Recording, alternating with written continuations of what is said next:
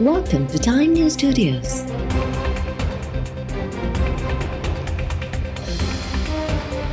You are watching 4 PM Bulletin. आलमी बिरादरी के मोबिलाइज़ करण लाइ हर मुमकिन सहकार कंदुसि। पाकिस्तान माहौलियाती तब्दीलियुनि खे मुंहुं ॾियण जे लाइ ज़िक्र करण जोॻो कमु नाहे कयो। दुनिया खे ॿुधायां थो त पाकिस्तान खे तमामु घणी माली मदद जी ज़रूरत आहे। गॾियल क़ौमुनि जे सेक्रेटरी जनरल एंटोनियो गुतेरेस तरफ़ां इस्लामाबाद में NFRCC जे दौरे दौरान ॻाल्हियूं। पाकिस्तानी इख़्तियारनि तरफ़ां एंटोनियो गुतेरेस खे ॿोॾि सबबि थियल तबाही बाबति तफ़सीली ब्रीफिंग। वज़ीर आज़म शहबाज़ शरीफ़ चयो आहे त ॿोॾि सबबि 3 करोड़ माण्हू ॾुखियाईनि खे मुंहुं ॾेई रहिया आहिनि। पुलियूं, रस्ता ऐं इंफ्रास्ट्रक्चर तबाह थी विया। ॿोॾि मुतासिरनि खे महफ़ूज़ हंधनि ते मुंतक़िल कयो पियो वञे। रेस्क्यू ऐं रिलीफ ऑपरेशन जारी आहे। मुतासिरनि जी बहालीअ वारे ऑपरेशन में तमामु घणा फंड्स घुर्बल हूंदा। ॿोॾि मुतासिरनि लाइ आलमी इमदाद जी ज़रूरत आहे।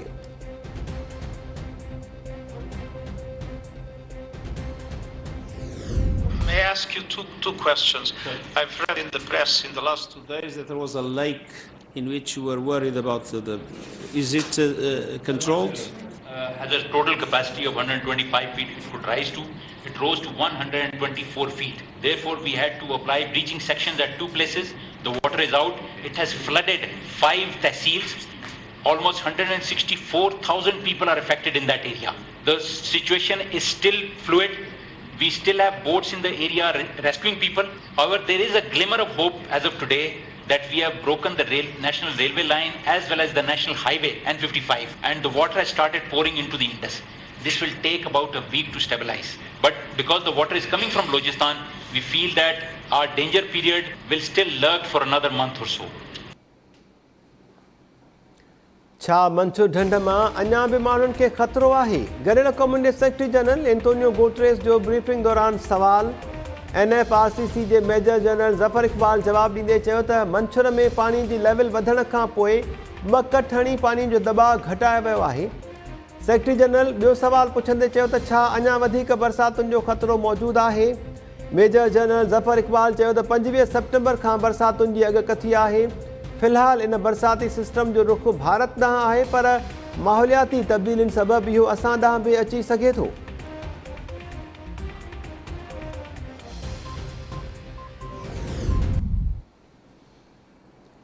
भान सैदाबाद जे गिड स्टेशन अॻियां दल शाख खे लॻियल घारो वधी 50 फुट थी वियो। घारे जो पाणी बाईपास ताईं पहुची वियो। भान सैदाबाद शहर खे बचाइण लाइ रिंग बंद ते कमु तेज़। वॾे अंग में शहरी रिंग बंद खे मज़बूत करण लाइ पहुची विया।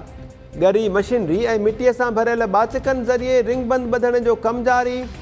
मंसूर ढंढ जे पाणी सेवण तालके जूं 10 यूसीज़ ॿोड़े छॾियूं। पाणी आख़िरी यूसी शेख में बि काहे पियो। तारीख़ी शहर टिल्टी, आराज़ी, बाग़े यूसुफ ऐं बूबक में सवें ॻोठ मंसूर जे पाणीअ में ॿुॾल। मुतासिर पंहिंजी मदद पाण तहत पाणी उकारे लॾ पलाण करण ते मजबूर। सिंधूअ में पाणी जी सतह घटिजण बैदि मंसूर जे पाणीअ जो छोड़ वधी वियो। करमपुर वटि LS बंद खे ॾिनल कट खां दरिया में मंसूर जे पाणीअ जो छोड़ जारी।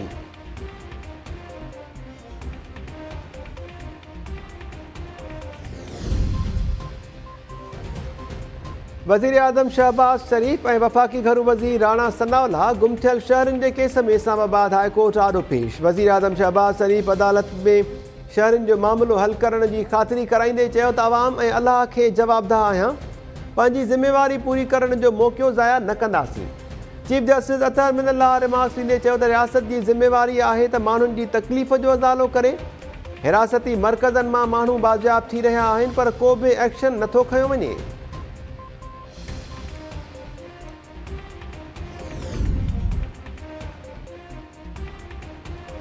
चीफ एग्ज़ेक्टिव ईअं चवे त इंटेलिजेंस एजेंसीज़ संदसि मातहत न आहिनि त इहो आइनी भञकड़ीअ खे क़बूल करणु आहे। अहिड़ो एतराफ़ कंदड़ चीफ एग्ज़ेक्टिव खे उहिदो छॾी घर वञणु घुरिजे।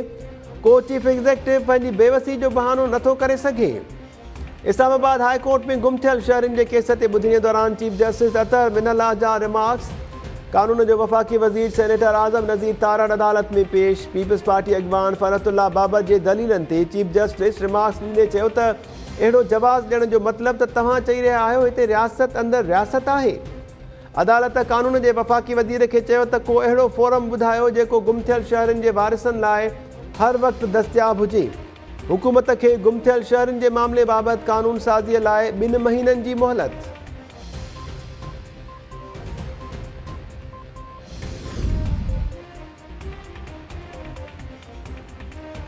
परॾेही वज़ीर बिलावल भुट्टो ज़रदारी सां USAID जी एडमिनिस्ट्रेटर समांथा पावर जी मुलाक़ात। बिलावल भुट्टो ज़रदारी परॾेही ऑफिस में मुलाक़ात दौरान USAID जी एडमिनिस्ट्रेटर खे मुल्क में ॿोॾि जी तबाहकारियुनि बाबति आगाह कयो। USAID जी अमलदार ॿोॾि सटियल पाकिस्तानियुनि जी हर मुमकिन मदद जी ख़ातिरी कराई।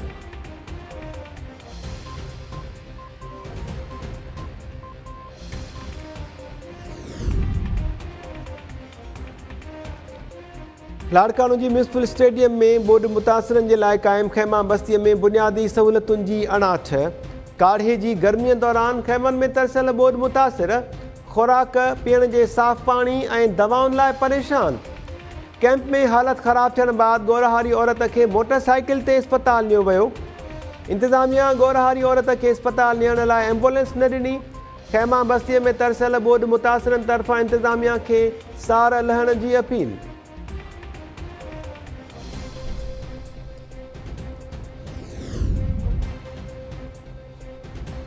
सिंध में ॿोॾि दौरान 16,11,328 घर मुतासिर थिया। औरतुनि ऐं ॿारनि सूधो। 616 माण्हू फौत ऐं 11,000 खां वधीक ज़ख़्मी थी पिया।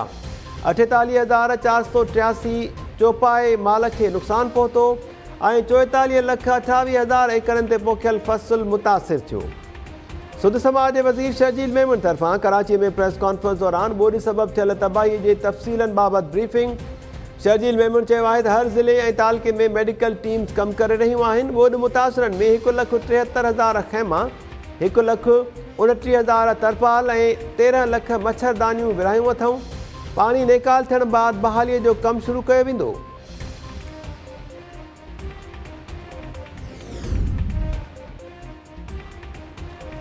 सिंध जे मुख़्तलिफ़ इलाइक़नि में ॿोॾि जो पाणी नेकाल न थियण सबबु लाश दफ़नाइण बि ॾुखियो थी वियो। मेहड़ में ॻोठाणनि भाड़ो भरे ॿेड़ी ज़रिए लाश क़ब्रिस्तान ताईं पहुचायो। ॾोकरीअ जे ॻोठ कानपुर में ॻोठाणनि तरफ़ां 3 फुट पाणी उकारे लाश क़ब्रिस्तान ताईं नियो वियो। सदी मूसाणी जे नओं ॻोठ में पहुतल नींगर जो लाश पाणीअ मां गुज़ारियो वियो। ॻोठाणा चेल्ह जेॾो पाणी उकारे क़ब्रिस्तान पहुता। इंतिज़ामिया ऐं हुकूमती इदारनि खे तुर्त पाणी नेकाल करण जो मुतालबो।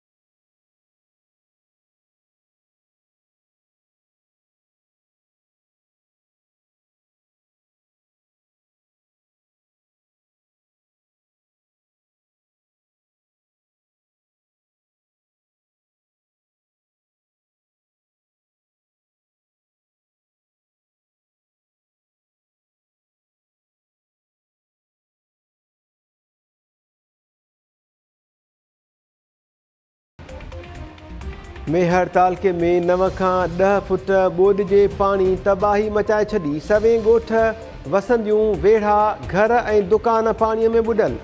औरतुनि ऐं ॿारनि सूधो हज़ारे माण्हू भाड़ा भरे ॿेड़ियुनि ज़रिए लॾ पलाण ते मजबूर। ॻोठनि में फाथल माण्हुनि जी इंतिज़ामिया सार न लधी। मुतासिर खुराक, पीअण जे पाणी ऐं ॿियनि बुनियादी ज़रूरतुनि जे लाइ परेशान। रस्तनि ऐं बंदनि जे किनारनि ते मुतासिर इमदाद जे ओसीड़े में वेठल। सुप्रियो बंद, MNB ड्रेन ऐं FP बंद खे घारनि ऐं सिम नालो टुटण बाद ॿोॾि जे पाणी मेहर तालके में तबाही आंदी। MNV ड्रेन जो पानी मंछर में छोड़ थियण बाद मेहर शहर जी आख़िरी डिफेंस लाइन रिंग बंद तां दबाव घटिजण लॻो। 24 कलाकनि में पानी जी सतह में वधीक अधु फुट लाथ। शहरनि तरफ़ां बंद जी चौकसी जारी।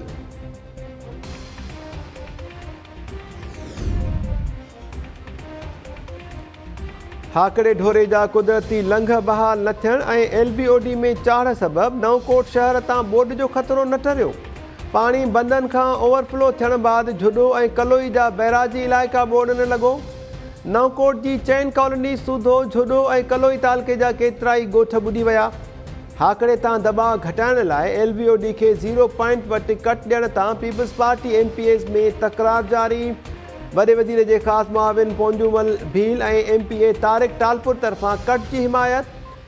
MPA अरबाब लुत्फुल्ला कट जी मुखालफ़त करे छॾी। पीपल्स पार्टी MPAs में तकरार सबबि हाकड़े ढोरे जे पाणीअ खे लंघ न मिलियो।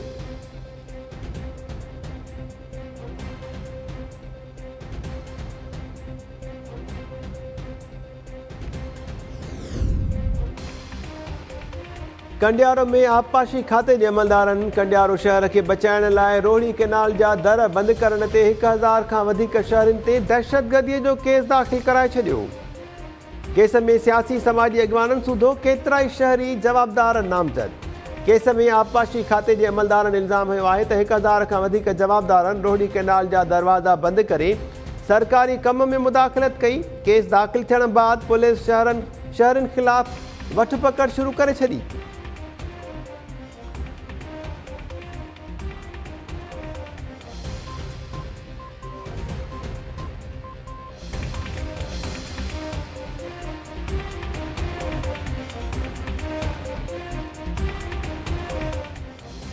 अस्सलाम वालेकुम नाज़रीन, टाइम न्यूज़ में अवां खे भलीकार चऊं था। आवां महताब अली नूर। हेडलाइन्स मां ॾिठियूं।